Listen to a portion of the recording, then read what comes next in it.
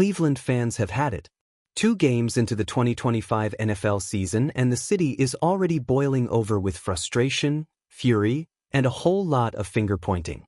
An 0-2 start might not sound catastrophic in the grand scheme of a 17-game season, but in Cleveland, where heartbreak is practically stitched into the franchise's DNA, this is more than just a slow start. It's déjà vu, it's betrayal, it's the same tired story playing out all over again. And at the center of the storm? The quarterback position. Joe Flacco, the grizzled veteran, the guy who once hoisted a Lombardi trophy, was supposed to be the steadying hand. He was supposed to keep the ship afloat while the young guns, Shedeur Sanders and Dylan Gabriel, developed quietly on the sideline. But after 2 weeks, Flacco doesn't look steady. He looks stuck. He looks like a man trying to play yesterday's game in today's NFL. Against the Ravens, it was brutal, 41-17. A blowout. A humiliation. A reminder that Baltimore is everything Cleveland wishes it could be. Fans watched in horror as Flacco shuffled around the pocket like a statue in quicksand, misfiring on open receivers and coughing up drives like loose change. And in the stands? A chant began. Low at first, then louder, then undeniable. We want Shedeur. We want Shedeur. By the fourth quarter, it wasn't just a chant, it was a declaration. The city has chosen its side.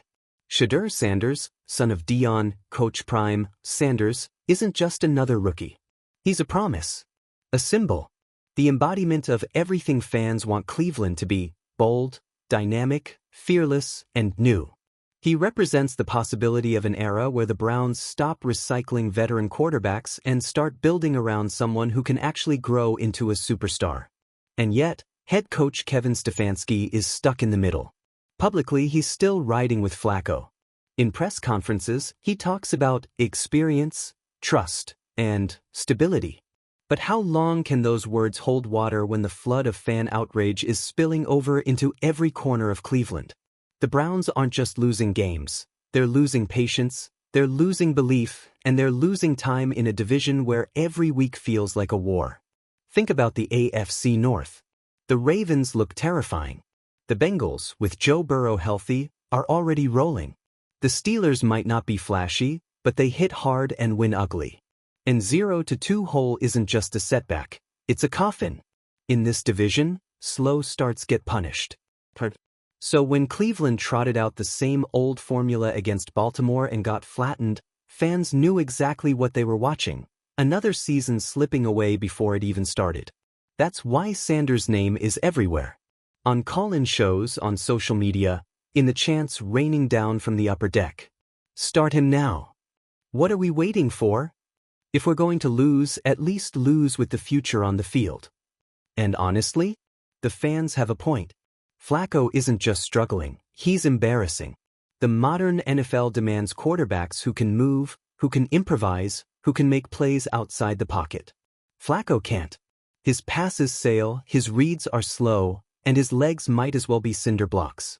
Meanwhile, Sanders has the exact toolkit Cleveland is missing: poise under pressure, a rocket arm, and the calm leadership that made him a star in college. Sure, he's a rookie. Sure, there will be mistakes. But ask any Browns fan right now, would you rather watch a 40-year-old statue limp through a 3-and-out, or a rookie learn by fire while giving the franchise a pulse? The answer comes fast, loud, and unanimous. Give us Shedeur. This is more than just a football debate. This is about identity. Cleveland has always prided itself on being tough, resilient, and loyal. But loyalty has its limits. The fans are loyal to the Browns, not to Joe Flacco. They've been loyal through decades of quarterback disasters, through jersey after jersey with name after name crossed out. And now, after yet another ugly start, their loyalty has morphed into defiance. Outside the stadium after the Ravens' loss, fans gathered in small groups, venting their anger. Some held handmade signs demanding Sanders start next week. Others burned Flacco jerseys. It wasn't just frustration, it was rebellion. The people of Cleveland are done watching their team die slow deaths while the future sits on the bench. And Stefanski? He's stuck in a nightmare.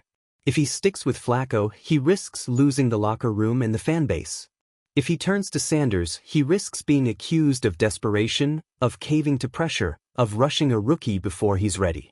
Either way, his job is on the line. The NFL isn't forgiving, and owners don't care about nuance.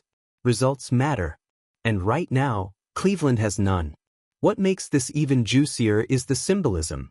Flacco, the old guard, represents the past. Safe, predictable, boring, and failing. Sanders represents the future.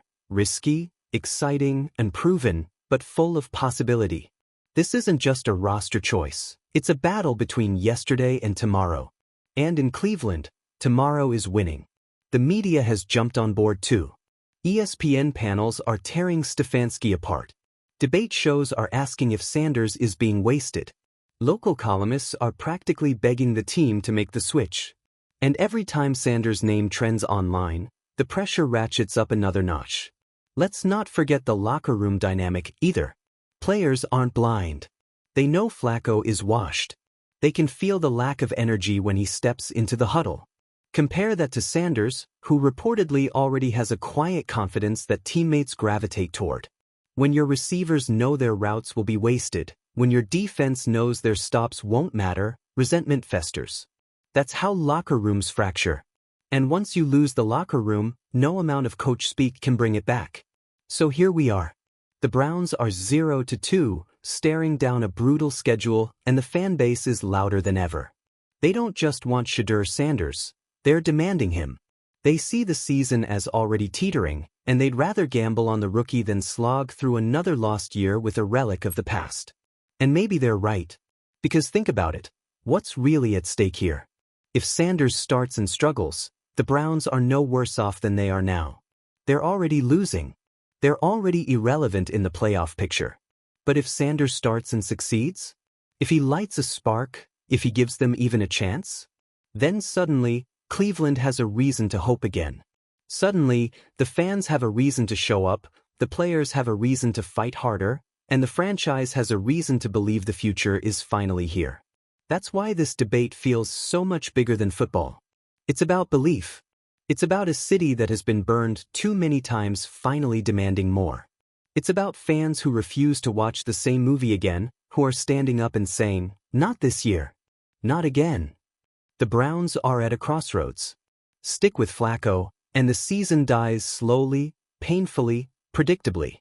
Hand the reins to Sanders, and the season might still be rocky, but at least it'll mean something. At least the losses will be in service of the future, not clinging to the past. It's Monday morning after the Ravens debacle. The score still burns in people's minds, 41-17. That kind of loss doesn't just sting, it humiliates. Downtown Cleveland looks like a city that's been through war. Coffee shops are filled with fans still venting, still dissecting every play, every snap, every excuse. Local talk radio is on fire, every caller says the same thing. Enough is enough. Joe Flacco can't be the guy anymore. Put Shedeur in, one fan screams into the phone. If we're gonna lose, let's lose with the future on the field, not some washed-up relic from 2013. That's the mood. Not just frustration. Defiance. The kind of collective energy that feels less like a request and more like a demand. Cleveland isn't asking the Browns to start Sanders. They're insisting. Meanwhile, the press conference room at team headquarters feels like a courtroom. Kevin Stefanski walks in looking like a man on trial. His voice is measured, but you can hear the cracks. "We're sticking with Joe," he says. "We believe in his leadership." Leadership? Fans watching from home nearly spit out their coffee. What leadership? Flacco's leadership is 3 and-outs, turnovers, and a locker room full of players who look like they'd rather be anywhere else. The press corps pushes back, asking about Sanders. Stefanski dodges, dances around the name, insists the rookie is developing. Developing? The fans are screaming, he can't develop if he never plays. The narrative shifts immediately. Local papers run headlines calling Stefanski stubborn. National analysts call him tone-deaf. Social media erupts with clips of Sanders' college highlights spliced against Flacco's misfires. The comparison is brutal and effective. Within hours, Sanders' name is trending nationwide. But it's not just noise online. It's everywhere. Walking through downtown, you hear chants spilling out of bars. At high schools, kids show up in Sanders jerseys. Street vendors are already selling knockoff, free Shedeur t-shirts. The movement has a heartbeat now.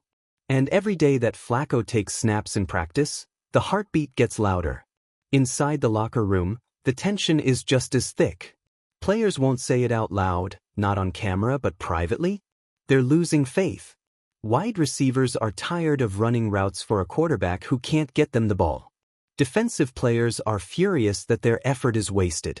And then there's Sanders, quiet, steady, just watching. He doesn't need to lobby. He doesn't need to beg. His teammates can see the difference in practice, the zip on his throws, the calm in his huddle. They know he's the better option. The question is why the coaching staff refuses to see it. By midweek, even ownership can't ignore it. Jimmy Haslam hears the boos, sees the empty seats, watches the jersey sales. He knows this isn't sustainable. A franchise is more than wins and losses. It's energy, it's brand, it's belief. And right now, all the energy is behind Sanders. The fan base isn't just restless. They're revolting. Thursday night practice rolls around, and something shifts. Sanders suddenly gets more reps with the first team. Reporters notice, tweet it out, and the fan base explodes again. Is this the sign? Is this finally happening? Stefanski refuses to confirm anything, but the silence speaks louder than his words. By Friday morning, downtown Cleveland feels electric again. Bars put up signs offering free drinks if Sanders starts Sunday. Local news stations send reporters to tailgate lots just to capture the buzz. Everywhere you look, it's the same message spray painted on walls, plastered on signs, screamed through megaphones. Start Shedeur. Game day arrives. The stadium is a madhouse before the gates even open. The chants begin hours before kickoff. Fans are tailgating like it's a playoff game, not week 3. There's tension in the air, not dread, like so many other Sundays, but anticipation. The kind of energy that says, this could be the moment everything changes. The Browns run out of the tunnel. Flacco jogs out first, and the boos are deafening. It's uncomfortable, ugly, raw. Then Sanders jogs out behind him, helmet in hand, and the place erupts. Cheers so loud they shake the steel beams. It's not subtle anymore. The fans are saying it with their lungs, their wallets, their very souls. This is the quarterback we believe in. Stefanski looks pale on the sideline. He knows what's at stake. If he trots Flacco out there, he's fighting the entire city. If he puts Sanders in, he risks the rookie's confidence. But here's the truth. The decision is already out of his hands. The fans have made it. The players have made it. And Haslam, sitting in his box with that look of a man who knows he owns the show, has made it. Kickoff looms. The team huddles on the sideline. Stefanski looks at Flacco, then at Sanders. The stadium is still chanting, louder now, shaking the air. Shedeur. And finally, Stefanski nods. Sanders grabs his helmet, pulls it on, and jogs toward the huddle. The place detonates. Fans are screaming, crying, hugging strangers. The noise is so intense you can't even hear yourself think. First snap. Sanders stands behind center, calm as ever. He takes the ball, quick read, fires a dart to the sideline, complete. First down. The roar is immediate, primal. You'd think Cleveland just won the Super Bowl. Second snap. Play action. Sanders rolls right, surveys, and hits his receiver on a crossing route for 12 yards. Another first down. The sideline erupts. Players are high-fiving, slapping helmets, feeding off the energy. By the end of the first quarter, Sanders has strung together 2 scoring drives. Nothing insane, nothing perfect, but enough. Enough to prove the fans right. Enough to show the team that this isn't too big for him. Enough to shift the entire energy of the franchise in 20 minutes of football. And that's the story. It's not about stats, it's not about highlight reels. It's about energy, about belief. Sanders doesn't have to throw for 400 yards or 5 touchdowns. He just has to give Cleveland something they haven't had in years: hope. By halftime, the narrative has already shifted. ESPN scrolls flash updates. Sanders shines in Brown's debut. Social media floods with clips of his throws, his calm, his leadership. National commentators who once mocked Cleveland are suddenly praising the boldness. But the real story isn't on TV. It's in the stands, in the streets, in the city itself. Fans are alive again. They're chanting, cheering, believing. Downtown bars are packed with people singing fight songs, ordering rounds, smiling like they haven't smiled in years. And that's the thing. This isn't just football. It's cultural. It's psychological. It's economic. Sanders starting doesn't just save a season, it saves faith. Faith in the team, faith in the city, faith in the possibility that Cleveland doesn't always have to be the punchline. When the game ends, Sanders walks off the field calm, composed, helmet under his arm. No big speeches, no theatrics. Just a quiet statement. I'm here. I'm ready. The fans don't need words. They know. They've been waiting for this moment their whole lives. Cleveland may still lose games. Sanders will make rookie mistakes. The road will be rocky. But from this moment on, the Browns aren't dragging the past behind them anymore. They're running toward the future. And that future has a name, Shedeur Sanders. The Monday morning after Shedeur's debut was surreal. Normally, after Browns games, the city wears a hangover of exhaustion, win or lose. But this time, it was electricity. The coffee shops weren't filled with groans but with laughter, replaying clips on phones, arguing about throws and scrambles like Cleveland had just found its new religion. Radio shows didn't sound like therapy sessions anymore. They sounded like victory parades. Did you see that rollout? One caller shouted. I don't care if he's a rookie. That kid is the truth. He needs to be the starter every week from now on. There was no debate anymore. The fans had demanded Sanders, and Sanders delivered. It wasn't perfect. He threw a near pick, fumbled once, and missed some timing routes. But nobody cared. Perfection wasn't what Cleveland needed. They needed hope, and they got it in spades. But here's where it gets juicy, the fallout inside the building. Kevin Stefanski walked into the team facility Monday morning not as a coach in charge, but as a man clinging to whatever authority he had left. His decision to finally start Sanders wasn't born from confidence, it was born from pressure. From the fans, from the ownership, from the locker room itself. And now? He couldn't take it back. Once you unleash the rookie, there's no putting him back in the cage. If Stefanski tried to trot out Flacco again, he'd get booed out of his own stadium. The players wouldn't follow. The fans wouldn't tolerate it. The franchise had passed the point of no return. And let's be real, Jimmy Haslam knew exactly what he was doing. He wasn't subtle about it either. Sources whispered that Haslam himself leaned over to Stefanski before kickoff, looked him dead in the eyes, and said, "Put Shedeur in." Now, that's not coaching. That's an ultimatum. And when Haslam's words carry more weight than Stefanski's playbook, you know exactly who's running the show. For better or worse, the Browns were now Haslam's team, and Sanders was his chosen knight. By midweek, the hype machine was unstoppable. ESPN was dedicating segments to Cleveland's quarterback of the future. Talk shows were splicing together highlight reels of Shedeur's college days, packaging them like trailers for the next blockbuster film. Even rival fan bases were buzzing, some mocking Cleveland for rushing a rookie, others quietly terrified they might have actually found the real deal. And then came the jerseys. Oh, the jerseys. Nike couldn't print them fast enough.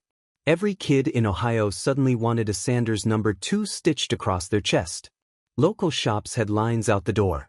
Social media exploded with pictures of babies, dogs, and even grandmas rocking his number.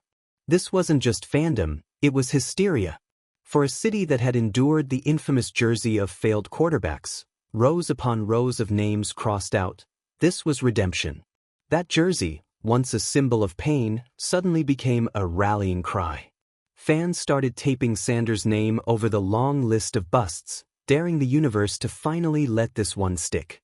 The next game was circled on every calendar. The opponent? A division rival with no mercy for rookies. The narrative was perfect. Could Sanders hold his own against a brutal AFC North defense, or would he crumble under pressure? Pre-game coverage turned into a circus. Cameras followed him everywhere, from the tunnel walk to his warm-ups. Analysts debated every step, every throw, every facial expression. And when he finally jogged onto the field, the stadium once again shook with noise. The first half? The rival defense blitzed him relentlessly, testing his composure, daring him to panic. He took sacks. He missed throws. He even tossed an interception that drew groans from the crowd. But here's what mattered: he never lost that calm. He never pointed fingers, never hung his head. He jogged back to the sideline, helmet tucked under his arm, already thinking about the next series. And in the third quarter, the magic returned. A broken play, pocket collapsing, Sanders spun out, rolled left, and launched a 40-yard strike across his body to Amari Cooper in stride. Touchdown! The place erupted. The commentators lost their minds. And just like that, the narrative flipped again. Shedeur Sanders wasn't just surviving, he was thriving. But here's where things get complicated. As Sanders' star rose, Stefanski's dimmed. The media began asking the hard questions. If Sanders succeeds, does Stefanski even deserve credit? Or is he just a passenger on a ride controlled by ownership? Every win was now framed as Haslam's bold decision paying off. Every loss? Stefanski's fault. And the locker room knew it too. Players weren't talking about Coach Stefanski's system anymore. They were talking about Sanders. They were talking about how his energy lifted practices, how his leadership was contagious, how his throws opened up the playbook in ways Flacco never could. It wasn't just a quarterback change, it was a regime change. Meanwhile, the city itself transformed. Cleveland, so often resigned to despair, became a carnival of optimism. Restaurants renamed dishes after Sanders. Billboards plastered his face across highways. Schools started Shedeur Days, where kids wore his jersey to class. Local news stations ran fluff pieces about his charity work and his calm demeanor. And the money flowed. Ticket sales skyrocketed. Bars saw record-breaking Sundays.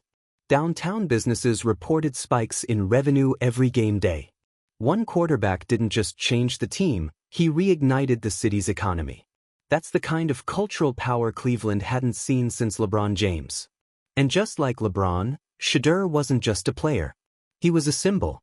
But let's not romanticize it too much, because the NFL is cruel. After the honeymoon, reality always comes knocking. Sanders had games where he struggled. Games where defenses disguised coverages and baited him into mistakes. Games where he looked like exactly what he was, a rookie learning on the fly. The media, of course, pounced on every wobble. One bad outing, and the same analysts who crowned him a savior were asking if Cleveland rushed him too soon. That's how it goes in the league. One week you're the future, the next week you're a bust. But the fans? They didn't care. Because for once, the mistakes felt different. They felt like growing pains, not death sentences. Every interception was met not with boos, but with chants of encouragement. Every sack was followed by cheers when Sanders got back up. Cleveland wasn't just watching a quarterback, they were watching a journey. And that's what they wanted all along. By mid-season, the Browns weren't undefeated, but they weren't dead either. They were fighting, clawing, staying relevant. And more importantly, they were fun. Every game felt like an event. Every drive carried drama.